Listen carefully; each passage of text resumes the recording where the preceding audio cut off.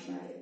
Bildiyiniz kimi, qəbullarda bu mövzuların hərəsindən mütləq bir dənə sual olmalıdır. Bir ədəd analogiyadan, bir ədəd anaqramdan və bir ədəd mühakimədən.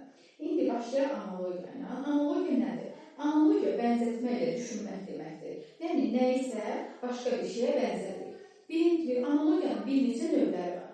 Baxın, birinci, obyektlər arasında analogiya. Məsələn, bizə verilir qələm yazmaq. Bilirik ki, qələm yazmaq üçündür. Qaşıq sual işarəsi yazır. Qaşıq nə üçündür? Qaşıq yemək üçündür. Bir də qəbullarda ola bilər ki, analogiyalar fərqli analogiyanın tapılmasını desin, seçin. Burada necə edirik? 4 dənəsi eyni oxşar formada olur, bir dənəsi fərqli olur. Məsələn, A variantına baxıram. Santimetr, B variantında hektar, C variantında desimetr, D variantında metr, Y variantında kilometr.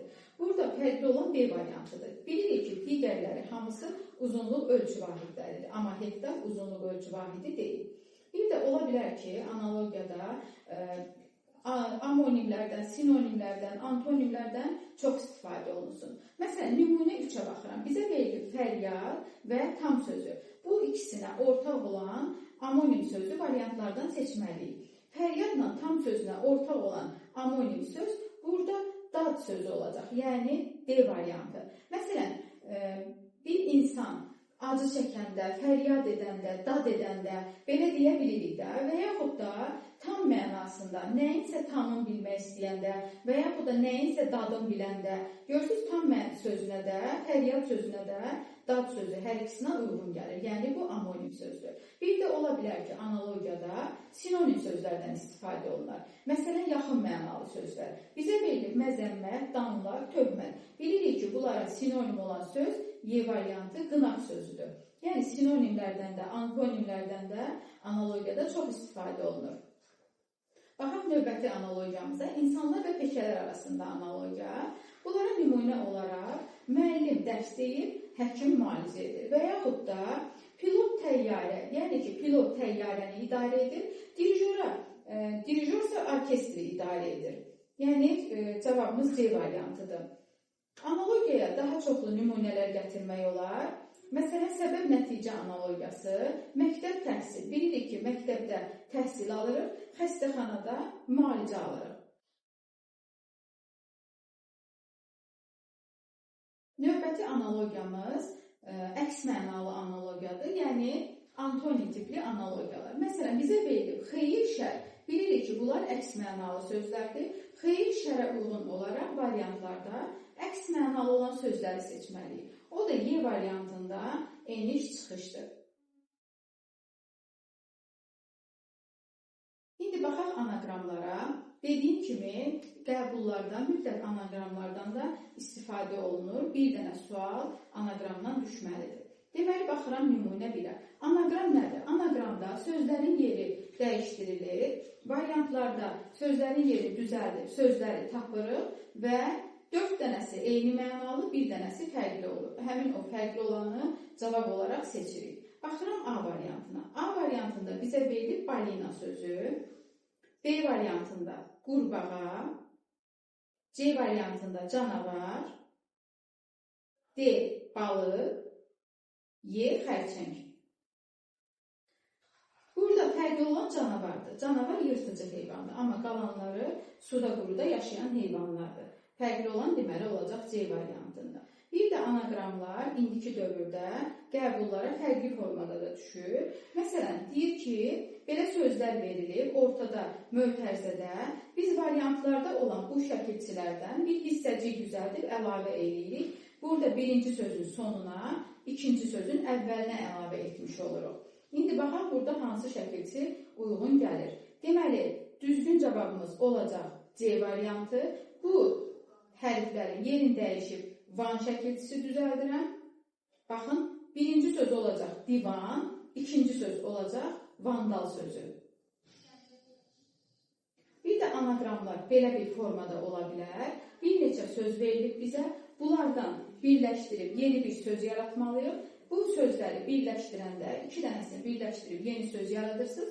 Birləşdirəndə hərf sayları azalıb və yaxud da artırıla bilməz. Hərf sayları olduğu kimi qalır, amma 2 sözdən yeni bir söz yaradırıq. Məsələn, burada variantlar saylarla da işləyə bilərik. Tutaq ki, A variantını götürsəm, 3 ilə 4-ü. Baxıram ki, 3 ilə 4-ü birləşdirəndə fərqli bir söz yaranmır. Burada həm də ahəng qanununu da izləyə bilərsiniz. Yəqin ki, Azərbaycan dilindən hamımız bilirik. Ahəng qanunu eyni cinsli sahiblərin bir-birini izləməsidir. Yəni, baxın, burada olacaq düzgün variant D variantı. 1-dən 2. Hədə və nəs sözü. İndi birləşdirirəm bunları. Hədə, nəs. Bundan alınır həndəsə sözü.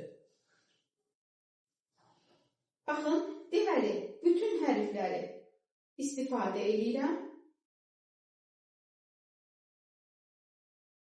Bizə verilən sözlərdə birində 4 hərfdir, birində 3 hərfdir. Bu cəmi 7 hərflidir və həndəsə sözü də 7 hərflidir. Deməli, verilən hərf sayıların nə azaldıb, nə də artıra bilmərəm. Olduğu kimi istifadə edib 2 sözdən yeni bir söz yaradıram. Baxırıq mühakiməyə.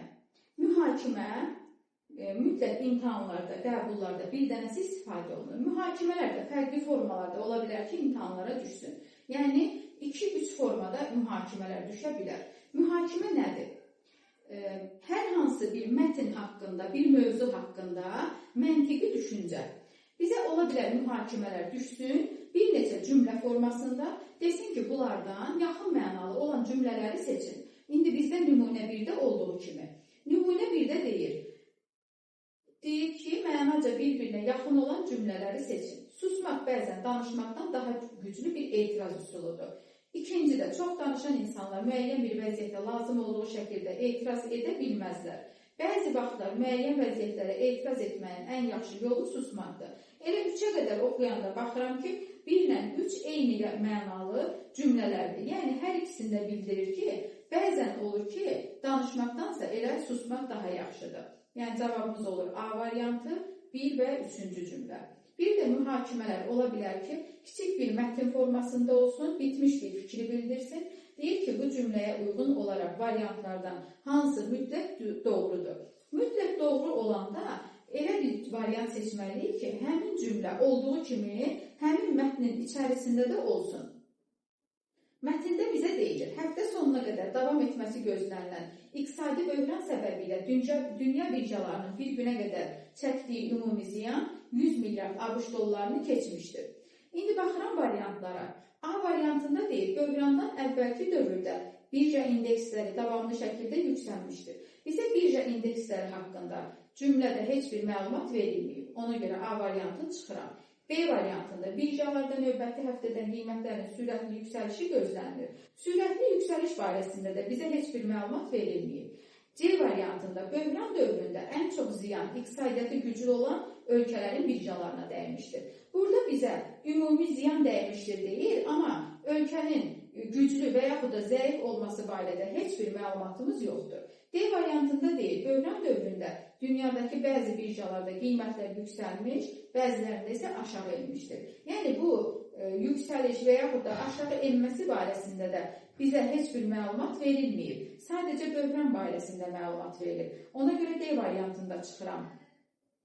Y variantında deyil, böhranın bir müddət daha davam edəcəyi proqnozlaşdırılır. Həqiqətən də baxıram cümləyə deyir ki, həftə sonuna qədər davam etməsi gözlənilən iqtisadi böhran nə deməkdir? Yəni ki, bu böhran bir müddət daha, bir neçə gün daha davam edəcək. Ona görə də düzgün cavabımız olur Y variantı. Yəni, müddət düzgün dediyinə görə biz eyni variantda olan cümlənin mətndə olmasına da nəzarət edirik. Baxıram növbəti bir mühakiməmizə. Bu mühakimədə imtahanlarda çox istifadə olunur. Bir neçə cümləni verir bizə. Bu, hər hansı bir mətndən götürülmüş cümlələrdir və deyir ki, bu cümlələri ardıcıl olaraq düzün. Burada əsas məqsəd başlanğıc cümləni tapmaqdır. Başlanğıc cümləni tapandan sonra ardı asanlıqla davam eləmək olur. İndi oxuyuram cümlələri. Burada başlanğıc cümləsi 4-cü cümlə olacaq. Deyir ki, Hidayət mehmanxana işçisinə çay pulu vermək fikrinə düşdü. Yəni, buradan bir fikir qaynaqlanır, bir fikir başlayır. Deməli, cümləmiz başlayacaq 4-lə. O əlini cibinə saldı. Olacaq 2-ci cümlə. Xırda pulunun olmadığına əmin olduqdan sonra işçiyə təşəkkür etməklə kifayətləndi. Növbəti cümləmizdə olacaq 1-ci cümlə. İşçi Hidayətin çantasını etinasız şəkildə şkafa doğru itələdi.